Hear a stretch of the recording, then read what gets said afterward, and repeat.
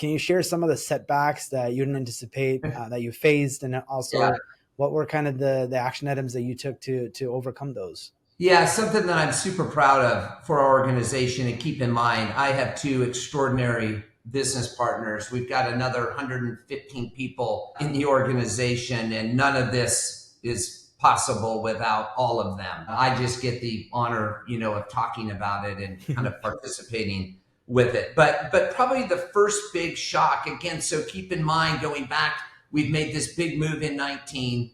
We've rolled over our capital structure. We're getting comfortable with what it's like to have, again, kind of a quasi-institutional partner. We begin to lay the bricks in the road for, okay, now we got to make the next transition. And we actually come into January of 2020 with $1 billion term sheet signed. One of my partners and I have been to Israel. We had a major investor there at the time. We have secured, I think, an additional commitment for another $50 million of equity. And we land here on the ground, late January, and 3-4 weeks later, 6 weeks later, mid-March, we're in a global pandemic. We immediately lose our term sheet from our Lifeco facility, understandably.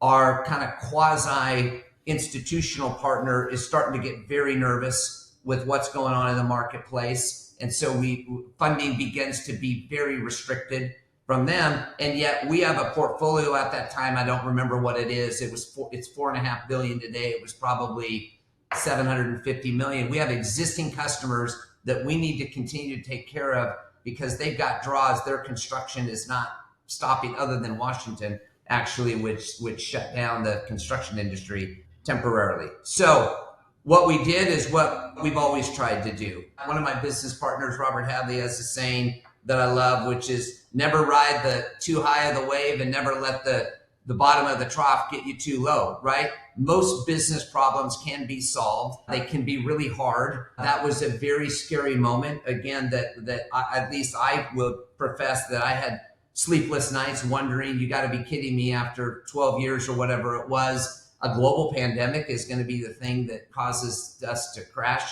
and burn. But what we did is we made good business decisions. So we gathered all our people together. We immediately had to pull back in the marketplace because capital sources were drying up, which for the most part affected everyone.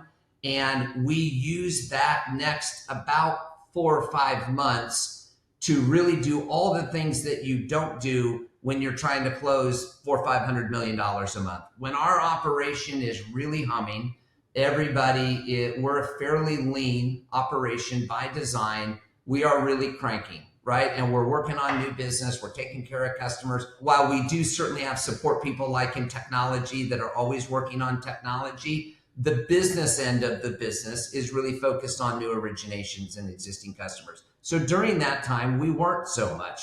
We obviously were focused on existing customers, taking care of them, calming nerves, making sure we're making the right investments and they're making the right investments, which was its own, kind of stress. But we hunkered down on all the things that we didn't do. Writing policy, updating policy, doubling our time in our technology, rethinking about when we come out the backside of this.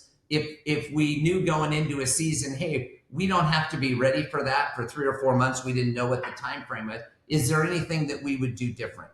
And so we used that time with some really strategic planning that frankly proved to benefit us massively. I wouldn't necessarily want to go through the first 30, 45 days of COVID again. But once we begin to realize that, hey, you know what, actually on the single family and even multifamily front, for the most part, the nation continues to do really, really well. There's constraint and disruption because of COVID, but actually sales are starting to really ramp up, oddly enough.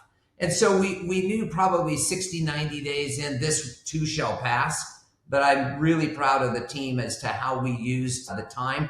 We kept in front of our capital partners. I mentioned earlier that we lost our $1 billion commitment at the end of, I think it was February 2020. By June, we were back under LOI. I like to joke, for half the amount at twice the price, but nonetheless, we were under for $500 million instead of $1 billion, and we subsequently closed that transaction in October. And by the time we hit October, we were already kind of into a sprint. We knew we had confidence it was going to close. We had some of our own balance sheet capital that we could use to kind of seed originations. We slowly started originating again in August. And by the time that closed mid-October 2020, we were in full stride, which again led to then our biggest year by a factor of 4 in 2021 with respect to volume. If you enjoyed this video, please share it. To make sure you never miss an episode, please subscribe.